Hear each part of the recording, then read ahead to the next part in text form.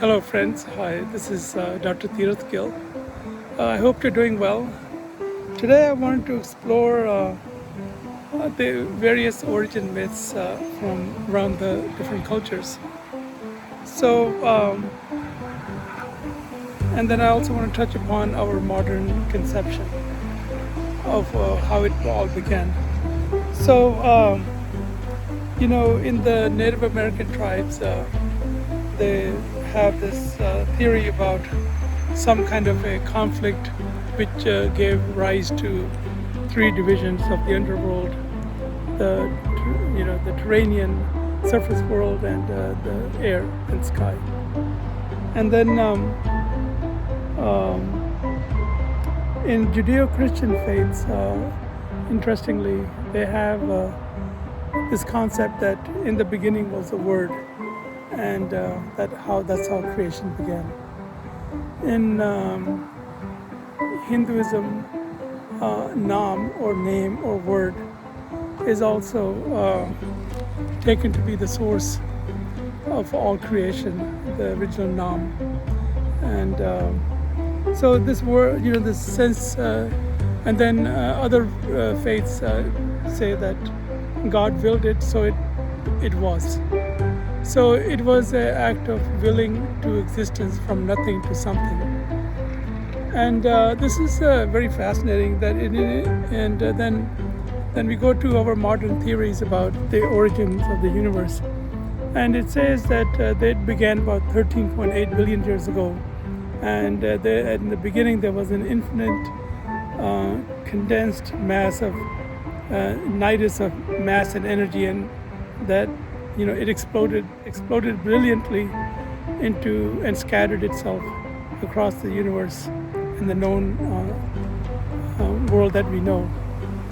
And this world is filled with many galaxies, million light years. A light year is how much a ray of light would travel in a year.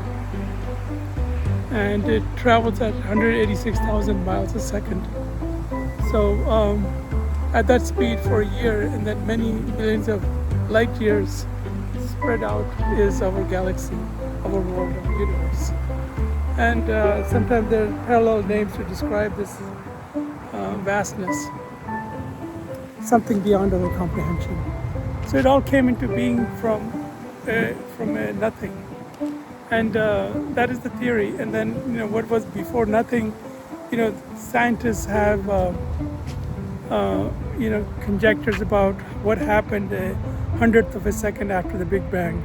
But they can't retrograde, go back beyond. And, when you ask them, they say it's a singularity. At that point, there's nothing that you can take further. Our logic, our mathematics, it doesn't, go there. So that's almost like saying, is turtles all the way down? And so hence we are back to this great grand question of how did it all begin? And then if you try to link it, it seems like there's a steady march towards higher and higher intelligence and the grand scheme of things. And now we are the most intelligent beings, and we have created something that supersedes us. And where is that? That is the direction that the Creator has built it, and we have evolved in that way.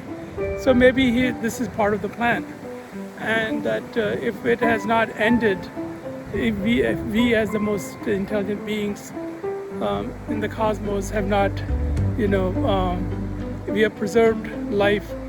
Although we haven't done the best job, a lot of wildlife has been trampled under our feet, and has been,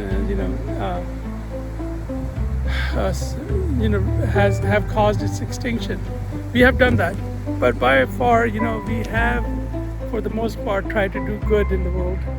And as we are getting more and more sentient, aware, and intelligent, we're on that path where we are trying to do good. And so, if that is the trajectory here, from nothingness to something more and more intelligent, and then if this is our higher self, this is a higher intelligence, nothing bad can result from that ultimately in the final sum at the bottom of that equation.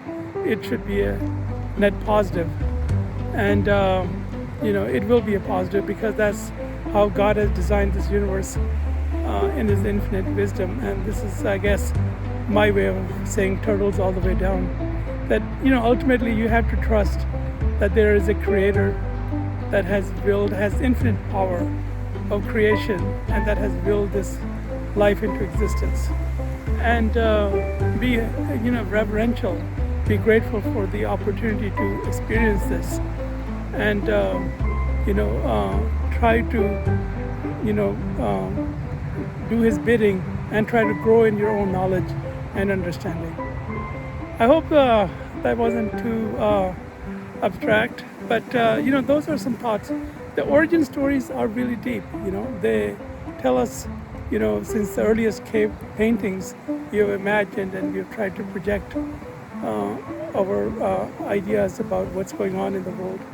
And that's what these origin stories are. They're treasures, humanity's treasures, and they should be preserved, celebrated, and they should also be sought for as sites of deep wisdom.